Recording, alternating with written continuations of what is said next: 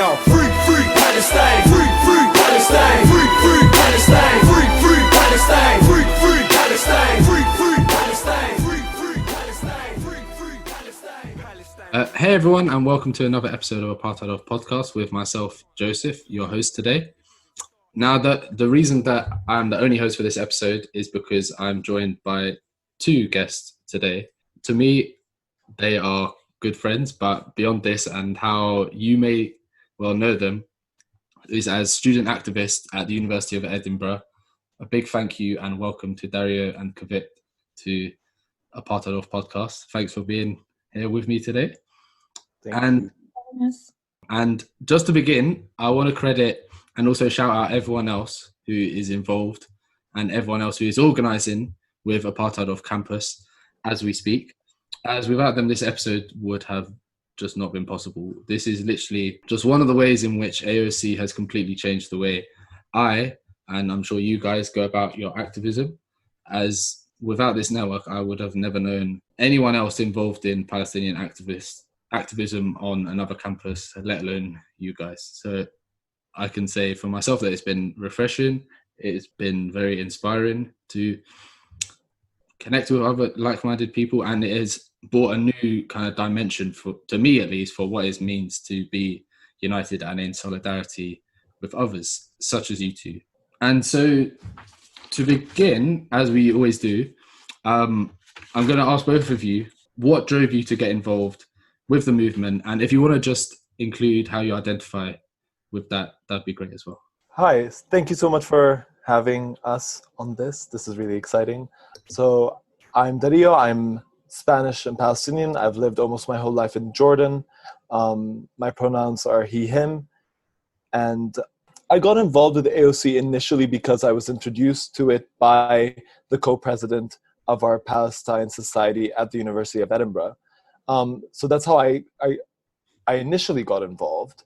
But I stayed because I realized that I was going to have this amazing opportunity to work with so many like-minded activists that were as passionate or even more passionate than I was about making structural changes and supporting Palestine. And so I felt like this was an opportunity that wasn't going to come often, and it was something that I really, really wanted to be a part of. So I started off, and very, very quickly, I realized that this was worth spending more time on and putting a lot of effort into. Yeah, I think that's definitely something that, like, even I can connect to similar reasons as to why I joined. But Kvit, I mean, same question to you. What drove you to get involved with AOC, with the political activism that you're involved in today? Yeah, I mean, first of all, thanks for having me and Dario on this episode. It's very exciting. I'm Ukrainian myself, and my pronouns are she, her. I think honestly my background has influenced a lot of just my passion for being involved with student-led networks when it comes to activism, because I personally, coming from a country that has a very politically unstable history, I know myself firsthand what it's like to feel not heard by the rest of the world.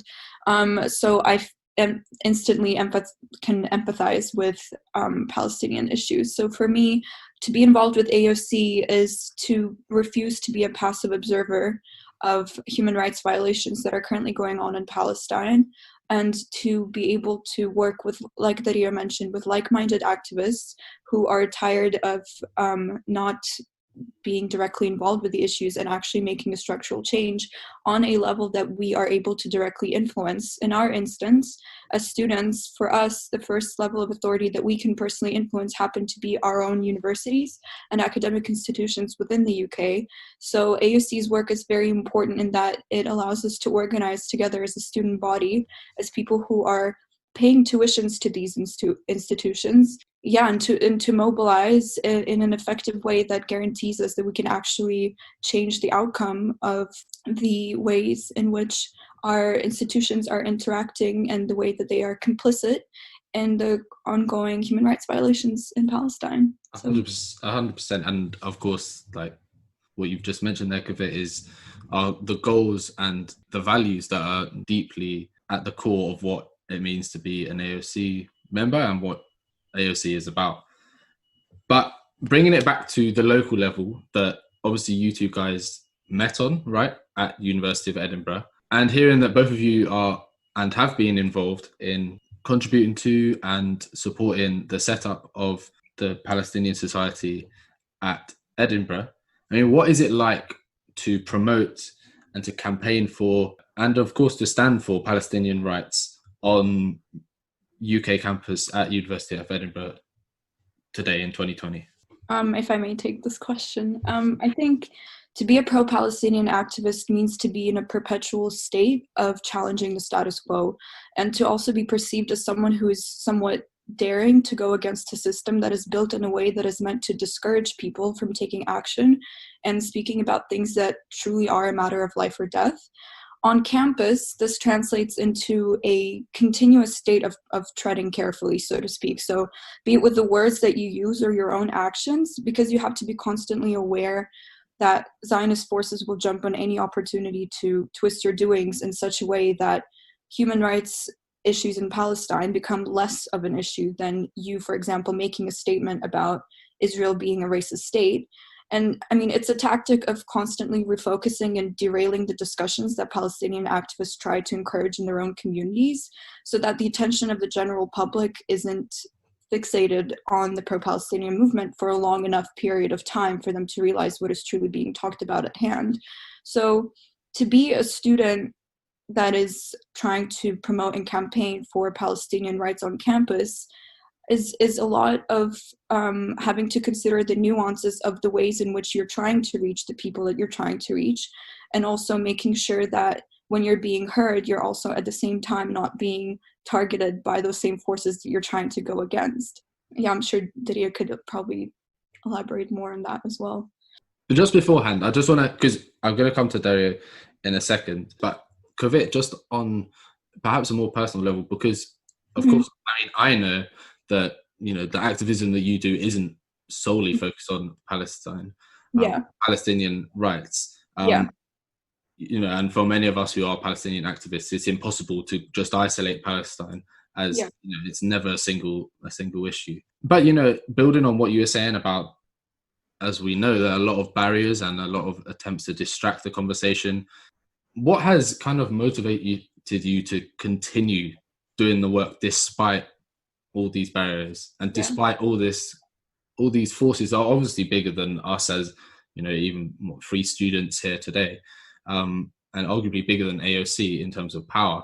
But what has literally kept you focused, determined, angry, passionate about continuing your activism on campus in particular?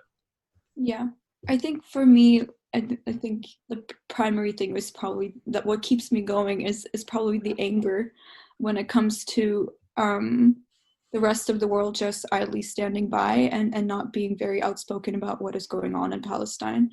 For me personally, I don't know about you, but I would like to be able to talk about this and you know, whatever amount of time, and to be able to say that I was on the right side of history, and I truly believe that I am at the moment. Because as I mentioned earlier, it is hard, and you're standing up against some very powerful forces, of course, but at the same time, if not us, then who? There's, you know, it's been 72 years, and every day it seems like there's still so much progress that needs to be done.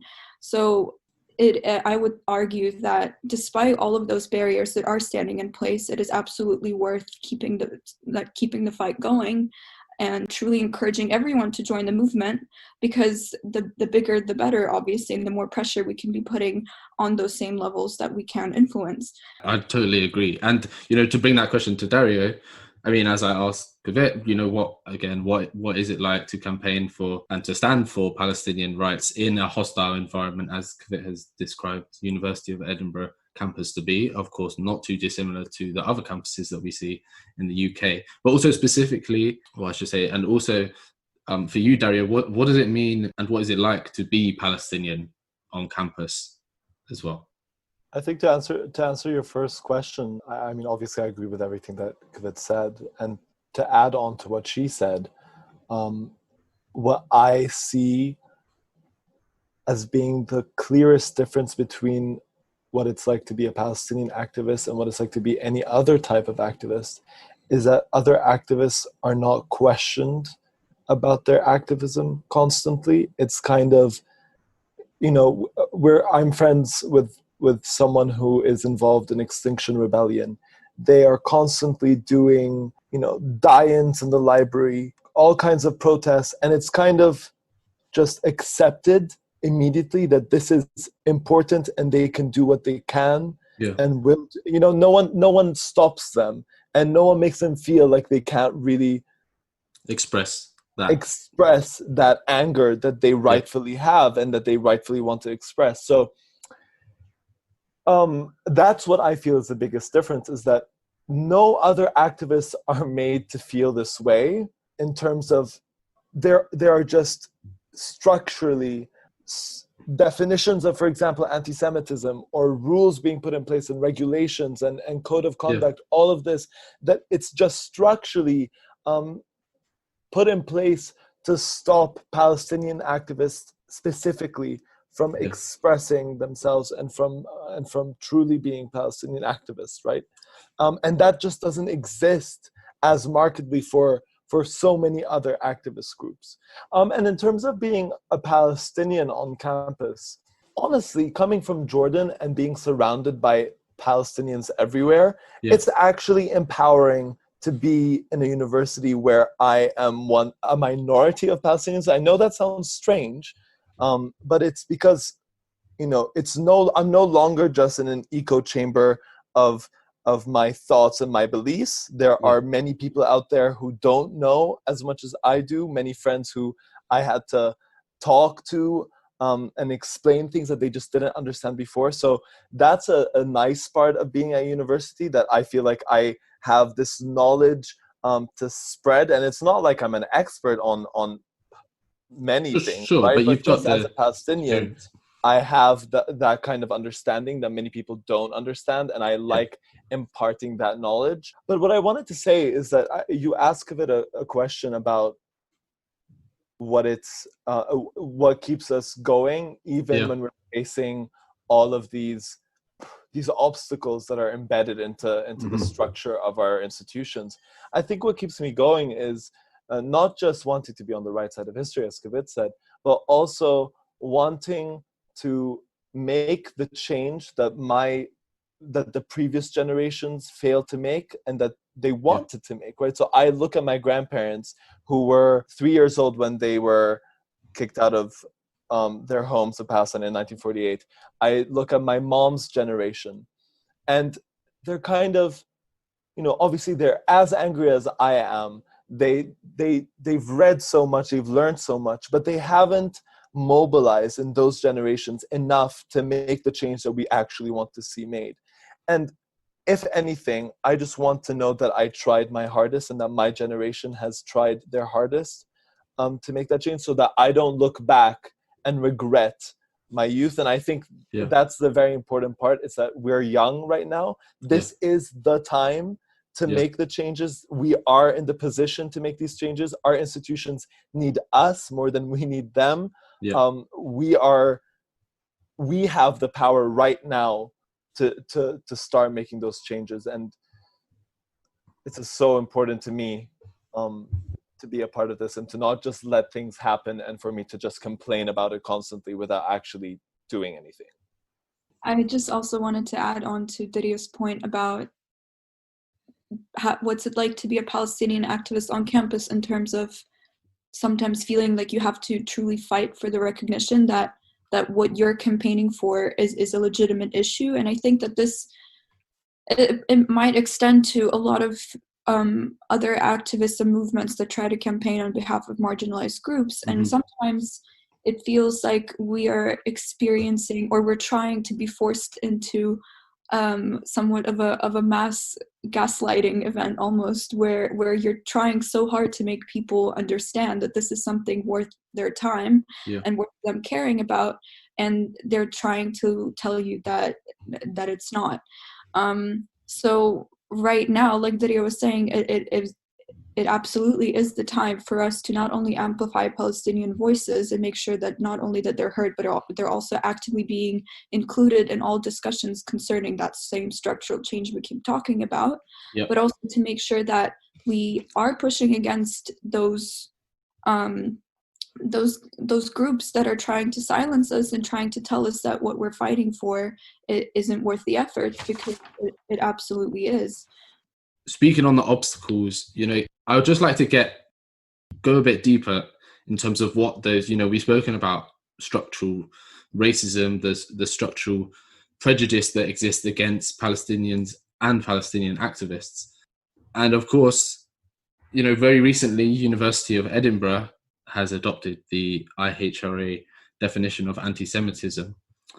And well, do either of you want to jump in? As what was that like to see that definition of anti-Semitism, be adopted, be endorsed by your university, and how has it impacted you?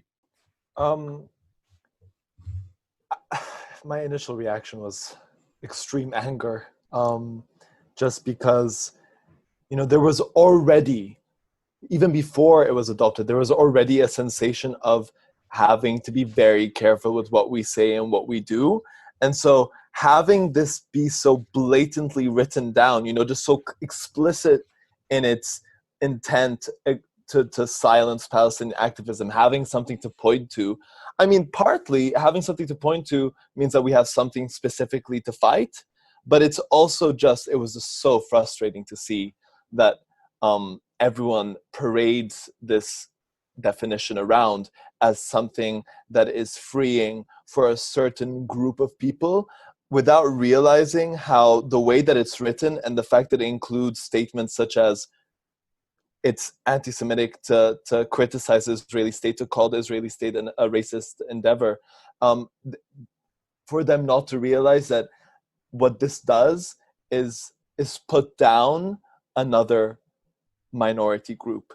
And I think that's the most important thing to point out, is the fact that something like the IHRA definition of anti-Semitism, its effects on Palestinian activists aren't just that, if they say something problematic in the eyes of whoever's making those decisions, right? The framework, It's not just that they would be disciplined based on this definition. It means that even before the fact, this kind of definition means that Palestinian activists don't feel safe on campus. They don't feel like they can raise their voices. So the long-term effects of these definitions means that we have a huge decrease in the number of people who feel comfortable being Palestinian activists. So it's not just that, this is really troubling because someone who says something wrong will be kicked out of university, but it's actually that we won't even be able to see the tangible effects of this definition, because it just stops people from wanting or feeling like they can speak up about what they want to speak up about. And it censors one group of people at the price of another group of people's safety, which is in essence where the harm of the adopting the IHRA comes from. But I mean, Kvit, would you have anything to add to that? Yeah, I think my initial reaction to it was shock and then eventually fear. The shock came from the part that the way in which the university had adopted it was in such a way that did not involve the students at all. The way in which the decision was announced was also very not on a public radar, because it was announced in a way that was just on the president's Facebook page, which not everyone in the university even is aware of. So it created this sort of it was passed in a way that's slipped past the vast majority of the student population, first of all. But second of all, I think, and the strand about calling Israel a racist state being deemed as anti-Semitic was what made me fearful for my future endeavors with the being pro-Palestinian on campus, because it automatically it opens up so many avenues for the university to be able to structurally go against any pro-Palestinian action that is being done on campus. Yeah. It immediately made me think of, for example, how would we be able to host Israeli Apartheid Week in March, because it's in the name, and it also made me think of just how the fact that, like Dario was mentioning, the passing of the IHRA automatically is perhaps not even so that the definition of anti-Semitism is outlined within the university code, but also purely for the reasons being so that action of pro-Palestinian activists can be suppressed, and people can also be discouraged from joining the movement if they were considering to do so, because one is a lot less likely to want to be involved when they know that there is a potential some sort of a drawback that can be used against them if they do so, which makes it a lot difficult for Palestinian societies and universities to function, of course, because in a lot of them, if not most, their goal is specifically to educate the student population, but also just the public, about the fact that Israel is in fact a racist state, and it is a very large function of a lot of these societies. So to pass this definition puts a lot of these students at risk, at the expense of, and does so at the expense of the Palestinian student population. So it was definitely not necessarily interesting, but like Dario said, quite angering to see one group of students to be automatically put above the other, that being considered as acceptable. I think also just like the tangible, just the immediate effects of it in terms of the conversations that I had was that with my family, when I told them about it, their immediate reaction was like, you can't keep doing what you're doing, right? You can't. I mean, this is now your future at the university. There's more on the line. Exactly. So, I mean, just that, the fact that my family is telling me to stop speaking out on something that they completely agree with me on, right? So it's not like they disagree. Who you are.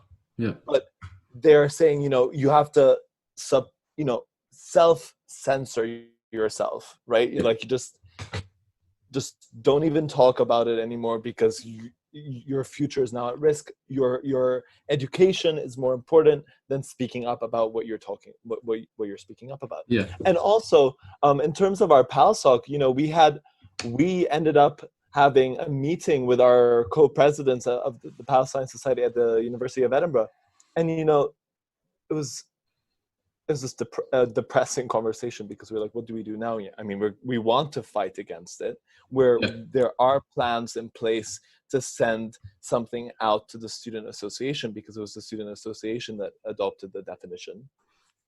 But it was just, there was already just this fear that was already there, but instilled even further as we saw this definition put in place. And our conversation was just,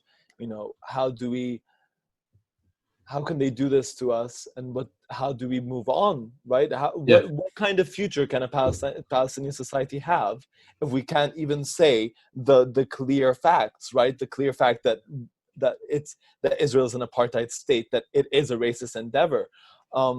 If we can't even say that, then what's our point?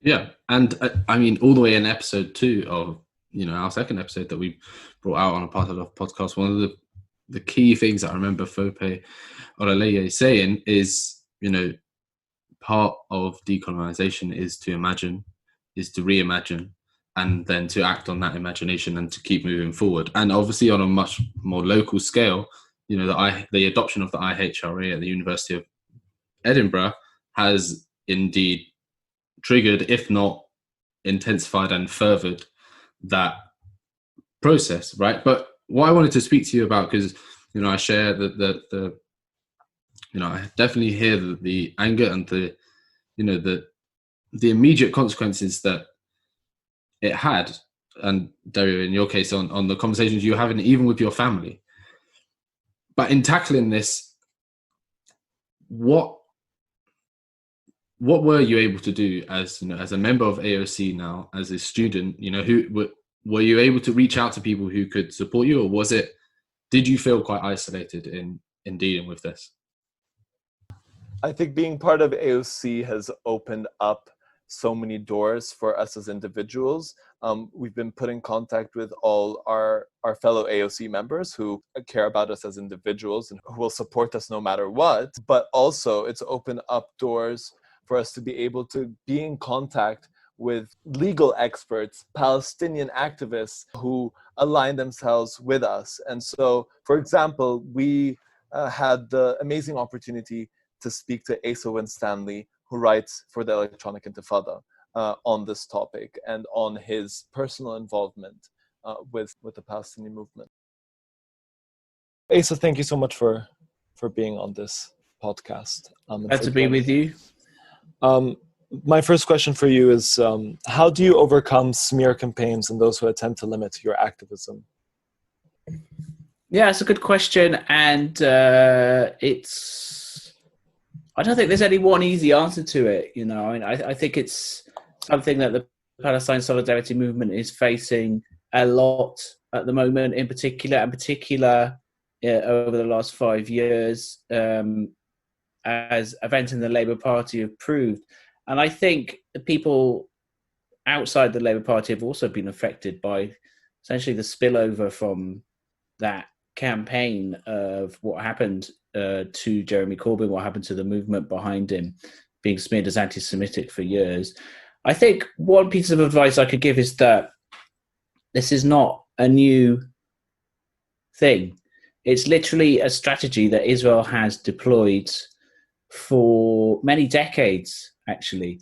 There have been... So the question of how to fight back is a difficult one, and I think it depends very much on the circumstances, and it depends on what is being alleged. It depends on the objective conditions on the ground. And I think that what we can say is that as a principle is the number one point is to not accept their conditions, to not accept their terms of reference, and to not accept that what they're saying is, there may be an inclination, right, to say, okay, well, I don't want to offend anybody, so therefore I'll just back off what I'm saying. So, but in the Palestine Solidarity Movement, we have to be principled. And that means that we have to stick to the principles of what Palestinians are calling for in the BDS movement. The end of the occupation, full equality for everyone between the river and the sea, and the right of return for Palestinian refugees. So we can't, just strategically, moral questions aside, even just strategically and practically, you can't defeat a smear campaign or a witch hunt if you accept the terms of reference, you accept the boundaries that they try to impose on us. So you have to dispute these things on a principled, anti-racist basis. But you can't just ignore it. And I think this is the mistake that Jeremy Corbyn made. He thought he could sort of rise above it, right? That he could sort of say, well, we don't want to get into that, so we'll just condemn anti-Semitism and we'll just, pretend this didn't happen and move on. While anti-Semitism should obviously be condemned in the context of an anti-racist movement.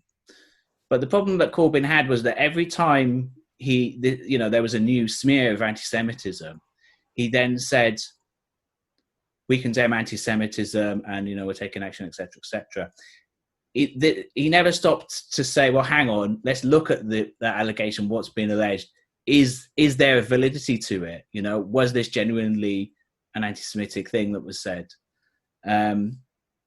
And you have to do that. This is the case. You have to do.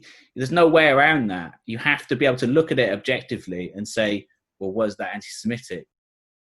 So what role do you think our universities should play in protecting and promoting Palestinian activism and freedom of speech? So specifically just zooming into our universities, because that is the focus of Apartheid Off Campus, and obviously Kvit and I and the people that we've spoken to already, we're all students, and that's what we're facing right now, that kind of pushback from universities and student associations at universities. Universities, British universities, as has been, recently documented by the Palestine Solidarity Campaign in its database of complicit universities, these hundreds of millions of pounds are going in to either Israeli institutions or Israeli companies or international companies complicit with the occupation of Palestine. So British students' tuition fees, taxpayers' money is going via British universities to fund the Israeli colonial occupation of Palestine and the apartheid regime that it imposes. So the role of British universities, before anything else, should be to stop doing that, to stop aiding this racist apartheid regime, to withdraw their investments in companies involved in that, So that should be what we're pressing for, I think. There's another, as you alluded to, there's this other wider issue of freedom of speech in this country. And as with so many things, the Palestinians are often the first under the bus. So we see the Palestinian rights activism being increasingly repressed, with, I think it's 30 states now in the US that have passed anti-BDS measures into their state laws in some fashion or another. Ultimately these laws will probably be struck. They will be struck down because it's against the First Amendment. They're against Hopefully. free speech. Yeah. Some of them already have been. They will be. I think it's pretty certain that they'll be struck down, but it will take so years of struggle on the legal front for that to happen. But meanwhile, the laws have had desired effect of chilling free speech, and we've seen similar measures in especially Germany and France. And Boris Johnson, in his first Queen's speech, announced his intention to institute a new law prohibiting boycotts of Israel. Well, boycotts of any country, but he made it quite clear that it was intended to primarily protect Israel. So, I think universities can play an important role if they were pressured to by their students and workers, if they're pressured to play a role in preventing this from happening, that would be really important. Mm-hmm. I read one of your recent articles in the Middle East Monitor, where you were talking about how Palestinian activists have 2 billion opportunities to encourage divestment. And, you were talking more about local government pension schemes and their direct investments into Israeli war crimes, but also universities.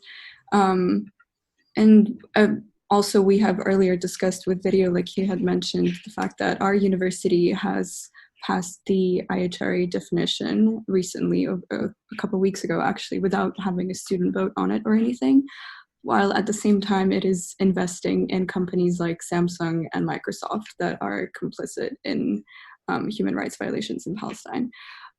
So, student activists on campuses are increasingly becoming sort of, that their activism is allowed, so to speak, but only a certain limitations that other activism for other movements are not exposed to. So what advice would you give to Palestinian student activists who find themselves being actively censored on campus? I know we've already touched on this slightly, but is there anything that you feel that students can actively do in the face of these obstacles that universities are putting on them? Yeah, and I would just say, like, just to add on to that question, is that it's specifically for students, since they are already young and vulnerable and just coming into the adult world where they're no longer being treated as just children at school, but people with voices that are being heard more actively. So it's just about students specifically. What would you say? What advice would you give them? Yeah, that's a good question. I've always thought there's a role for direct action here. So, for example, you could make the case that if I mean, it's happened so many times that universities have imposed conditions on events, Palestine, specifically Palestine solidarity events. You know, as you mentioned, that they're having this on the issue of Palestinian rights specifically. It's really the amount of scrutiny on them is almost unparalleled. The only equivalent would be Muslim student societies, and really. In terms of the intense Islamophobia that's been in this country, heightened especially for the last 20 years. So this really intense form of scrutiny, as you know, has often led to speakers being banned or events being curtailed, conditions being imposed on them. You know, using the RHR, often in more recent years, using the RHRA misdefinition of anti-Semitism as the kind of useful political tool, I suppose, to do that.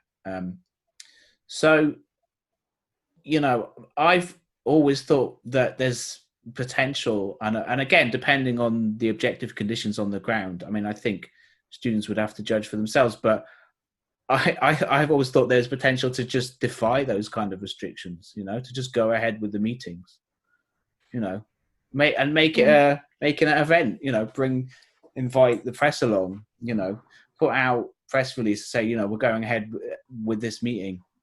Just do it. Occupy the room. Why not? Like, and then that could bring more publicity to the event as well.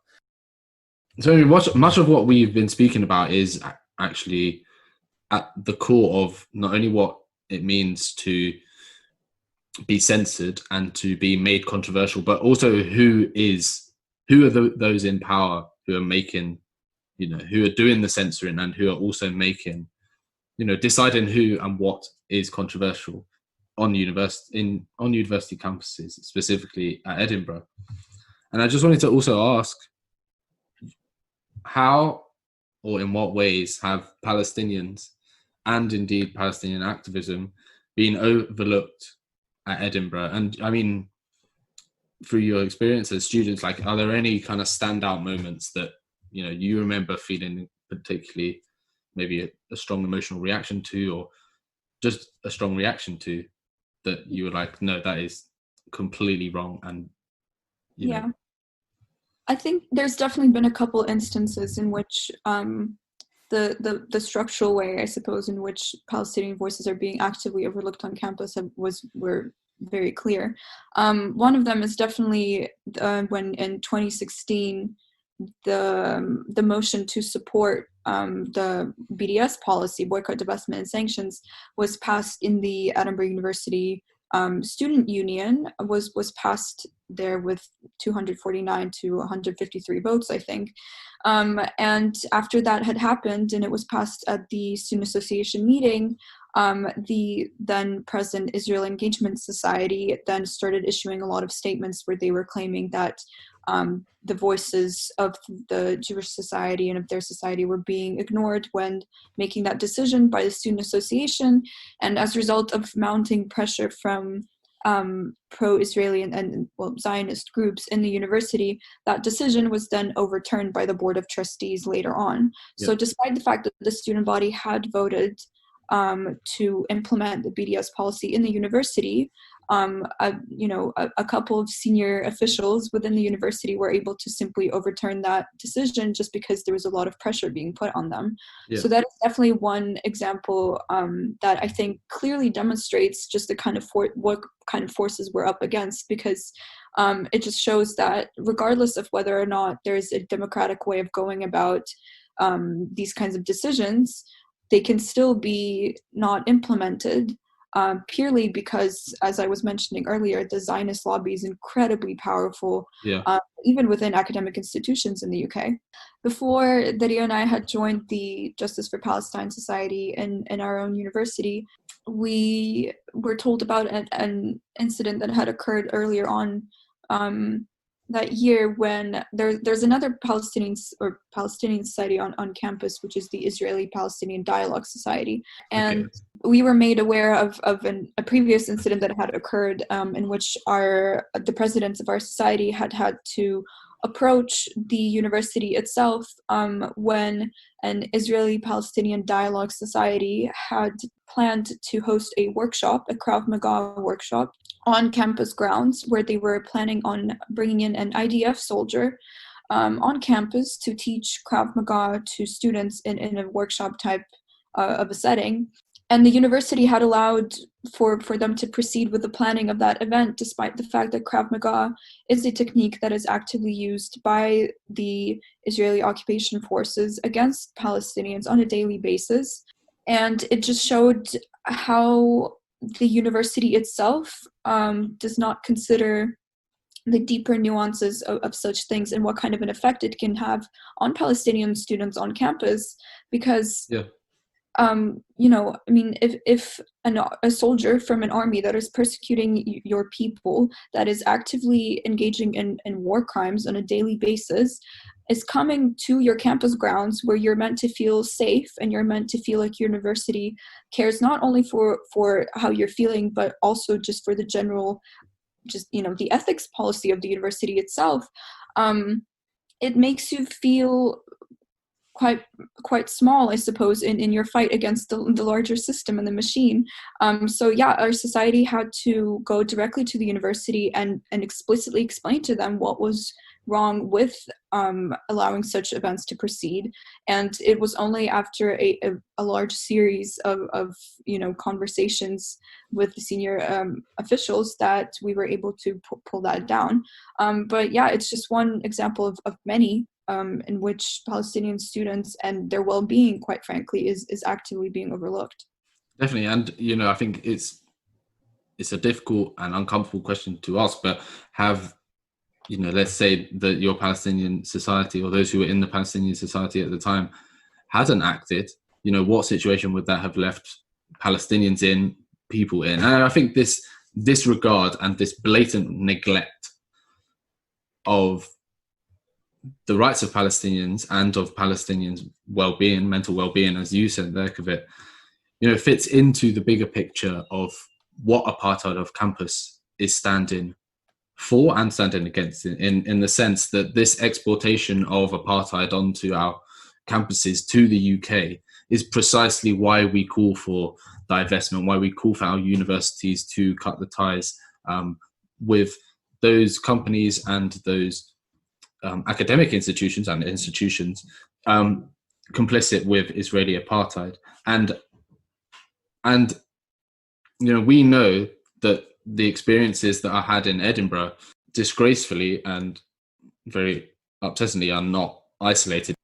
But bringing it back to both of you guys, and we've spoken about this a little bit on the connections that you've been able to make. I mean, what kind of impact does that have on the activism that you're doing day in, day out, week in, week out at University of Edinburgh? I mean, what kind of effect does it have to be able to be connected not only to people with, more expertise than us, more experience than us, but also, just people who are in the same situation as you?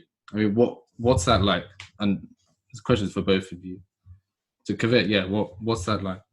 I think, first of all, it's incredibly empowering because I think when especially young students like us tend to first begin to dabble in activism work, it can be very difficult to pinpoint how to get started and how to find your crowd, so to speak. So when you have the kind of a support network like, for example, AOC, it allows you to not only realize that you're not alone in your fight and in what you're trying to campaign for, but also provides you with the tools and the it provides you with the tools needed for you to effectively organize what you're trying to campaign for. And because in AOC, for example, we're trying to mobilize students on a myriad of different levels. If you are interested in social media, you can start working with that. You can do a podcast like we're doing right now. You can write an article. So I think being a part of a larger network of activists allows you to explore different ways in which you can still be a part of a movement while also, doing so while using the things that you're good at doing as well. So it allows you to build connections, but also learn from other activist experiences, because for example, like Dario and I, we're somewhat new in this movement and being so active in it, and we're working side by side with activists who have been very vocal in the Palestinian liberation movement for years now, who have had experiences, be it with working directly with implementing BDS in their universities or with other organizations. They have had a number of years of experiences of learning of how to actively campaign for it. And Dario, I mean, for you, what kind of impact has it had? Activism that you guys are both involved in at the University of Edinburgh. I definitely would have to agree with Kvit on the fact that it's incredibly empowering to be part of AOC, because it's a group that's growing, right? But it's just people from all around the country. Everyone is so passionate, and I feel supported by that. I feel empowered by that. I feel protected by that, because I feel like while we were, before joining AOC and this past year being part of the Palestine Society at the University of Edinburgh, because of all those obstacles, it felt very much as though we were working in a vacuum, or just working alone. Right, it was just us 6 people on the committee for our society, and that's it. And so now, being part of AOC, I can see how many more people there are out there who are as passionate as I am and as we are at the Palestine Society at our university, and people who are ready to back us up if need be, and who are there for us. As individuals, but also just as structurally, we're all there together. We're working on something together, and we can relate to each other fundamentally because we have such similar experiences on all our campuses. For sure. Yeah, and on this topic of being able to build connections, we spoke to Emilia, a student at University of Manchester who has been very actively involved in campaigning on behalf of BDS in her university. So Emilia, thanks so much for joining us. So just to begin, so how have you found being vocal about Palestine on campus? What has your experience been like as being a student activist in your university?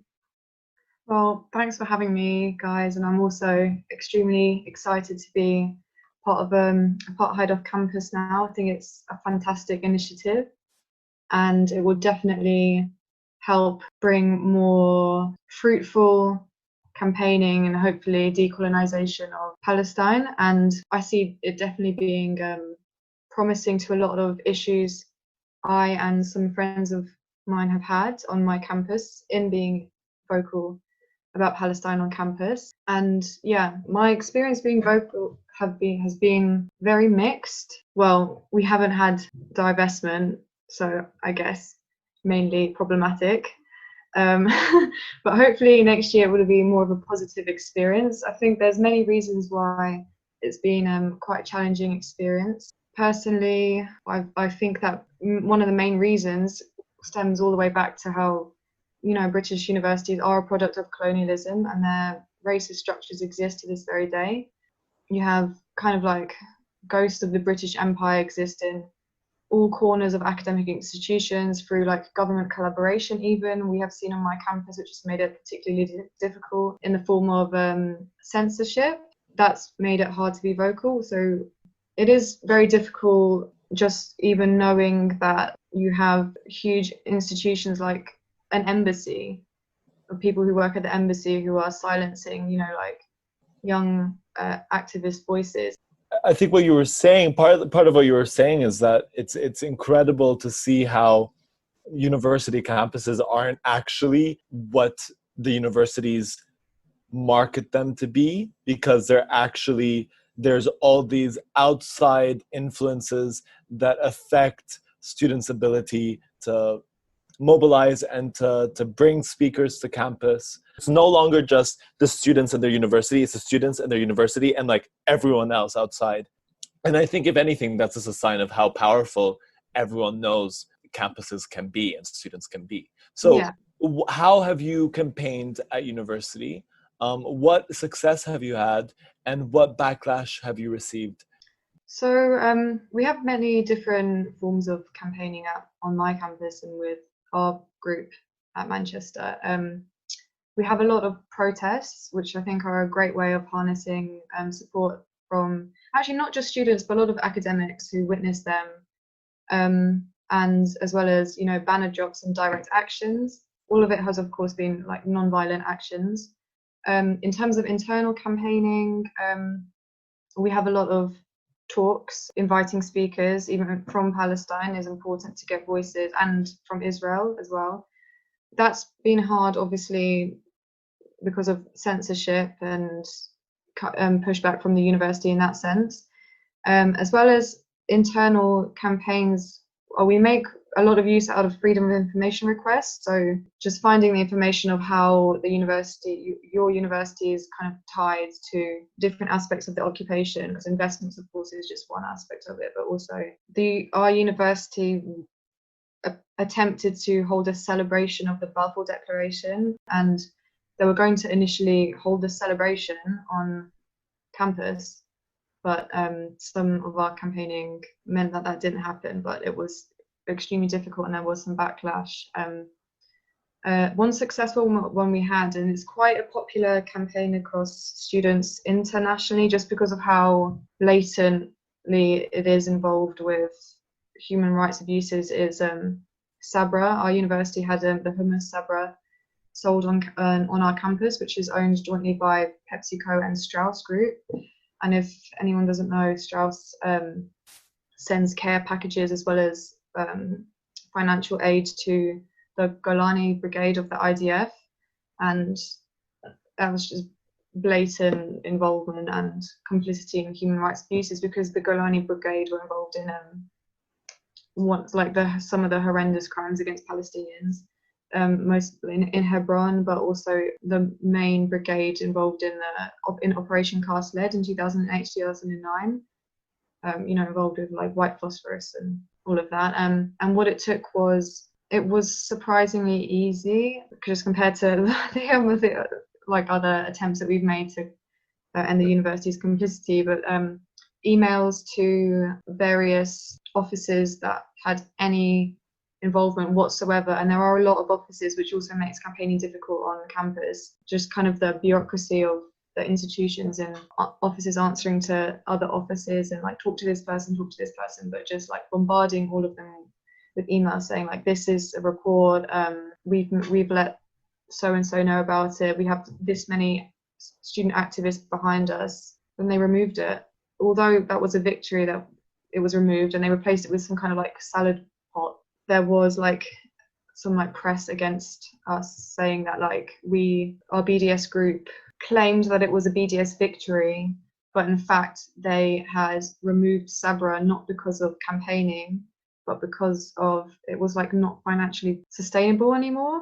But we didn't respond to that, obviously, because no one kind of believed it. Was like, why?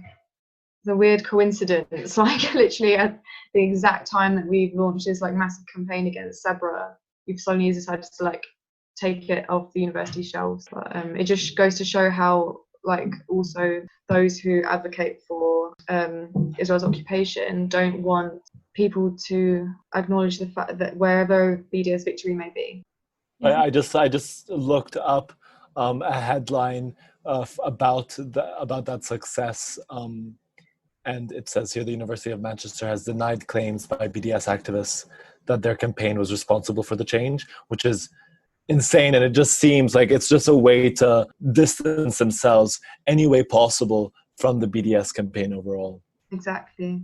Yeah, I think especially all of your campaigns, but especially the Sabra hummus one is very important, because it demonstrates not only the different ways in which our universities are complicit in Israeli human rights violations, but also the different ways in which we as students can hold our universities accountable for the different ways in which they're complicit, and also how we can implement and make sure that we are keeping up with, ingraining BDS values in our activism. So that can be anything from, like what you were doing, encouraging our universities to boycott Israeli products, but also, like what we're doing with AOC, also encouraging academic divestment and cutting ties with Israeli institutions. So on that note, what and based on what you were just talking about with all of the campaigns that you have done at Manchester, what are some of the strategies that you are adopting moving forward? Moving forward, I think from what my friends and I have learned, I think a lot of the problems, fortunately, I think can be tackled with initiatives such as AOC. If we coordinated more with, like, it was so inspiring with Leeds, the victory of Leeds' divestment, and if we had been in contact the entire time with universities, the way in which we are now with different university campaigns, in the not for how they got victories or like mini victories, but the difficulties they're constantly having, and in such like a ever-changing environment with censorship and ways that universities and linked institutions are trying to silence activist voices on campus, it's important that we also take that same strategy and be as adaptive and coordinated nationally with other students, so that we're like constantly learning in this process, even though it might take a long time. So, I mean, exactly. I think 10 people on campus at the University of Manchester, plus 10 people at the University of Edinburgh, plus 10 people at every single university, put them all together and all the allies that exist alongside them, that's when we can properly mobilize and no longer feel weak and snuffed out by any kind of the obstacles that exist and are so often put in our way. If we are stronger than those obstacles, and strength comes in numbers, I definitely believe that that's where the solution lies. So, I mean, what we've learned from, the conversations that we've had with different people is that it's clear that our universities are complicit in Israeli apartheid in indefinitely two ways. First, we've got the investment and the partnerships that our universities hold with companies and organizations that directly contribute to perpetuating the oppression and the apartheid regime that is currently existing in Israel. But then secondly, we also have the active role that our universities play in silencing Palestinians and silencing Palestinian activists by controlling what you can and cannot say, or what you can and cannot do on campus. And I guess, looking forward, as you spoke to Emilia about, how will you be tackling both forms of complicity now? I think it's important to remember that both forms of complicity come hand in hand. The whole point of these institutions trying to silence Palestinian voices and trying to make it more difficult for us to speak out is because they want to perpetuate the first kind of complicity. They want to have those ties with complicit companies because financially it makes sense for them. So if we send the message that we won't be afraid to speak up, that there's a lot of us working together passionately, and that we won't stop whether they like it or not, then that's how we get rid of the second kind of complicity, right? I mean, they can try to stop us as much as we can, but if there's a lot of us, then they can't keep doing that. And eventually that's how we tackle the first kind of complicity. If we go in numbers and we're like, don't silence us, we know what you're doing. You are complicit with these companies. You have these complicit investments. You can't keep getting away with this. So that's what I would say. I think, like, what building off of what Dario was saying, I think generally to tackle both of those ways of complicity is to make our voices so loud that they cannot be ignored anymore. And I think that the way we go about these things, for example, when it comes to investments and partnerships that our universities hold with companies that directly contribute to Israeli apartheid, as obviously what we're doing here at AOC, which is calling upon universities to engage in academic divestment. And that cannot be done without possibly engaging the different branches within the university to help us in putting pressure on senior member officials to then encourage them to divest. So obviously, I think, and like Dario was saying, because these things go hand in hand, we have to do so like what we were doing with our Hebrew University campaign, where we were specifically asking sabbatical officers and student union officers to sign a letter that was, co-partnered with AOC, that was going to be sent out to all universities in the UK. That is just one of the ways in which we can engage the student body in implementing structural change. And when it comes to tackling the active attempts to silence Palestinians on campus, the only way to go about it is to demonstrate that we can make structural change so that it encourages more people to join the movement, so that they're not afraid of any kind of backlash that can happen against them, because together as a network, we can work together to support one another, but also to grow in numbers. And I think one of the, we've spoken a lot about what it means to build connections and what kind of impact that has. And I think one of the things that is clear is that, of course, our oppressors, whether it be companies complicit in Israeli apartheid, whether it be the, to a degree, the student union who is very much buying into this discourse and these methods of control, for sure, they're great at connecting with one another. But are they as good as us in standing in solidarity, standing as one, standing united, as you've spoken about, Kvit, just then? And I think one of the things that's also very unique for student movements is that students come in and out of university every year, right? And it's that which has really motivated us and driven us to be a lot better at connecting with individuals and building that base. And so I just want to ask both of you again, just as we're closing out, is, what would you say to students who maybe are at University of Edinburgh already and haven't really known what direction to take their activism? What do you say to those students who want to get involved, who are at university, and of course, students who are coming in, going to be the new set of first years? What do you say to those individuals on the topic of activism and standing up for what you believe in? Dario? I think I would tell them that there are so many people out there who believe in what they believe in, who will back them up. So that in itself is the most empowering thing about being Palestinian activists, is that we all know that we're on the right side of history and we all care enough to make a change. So if you go in and you feel kind of lost, or you feel that in the past, before coming to university, there wasn't really an opportunity to get that involved, well, university is the place for that to happen, because there are people there who will help you and who have already been doing activist work, and who will support you in your endeavors. And I would also say, and I'm not just doing this to plug AOC, but I would say that AOC is an amazing way to get involved if you feel that the people that you know on campus, it's just not enough for you at the moment, right? Like, you want to be more involved. You want to have that nationwide connection. So if you want to take it even to the next level, AOC is always there. Yeah, and Kvit, what do you add to that?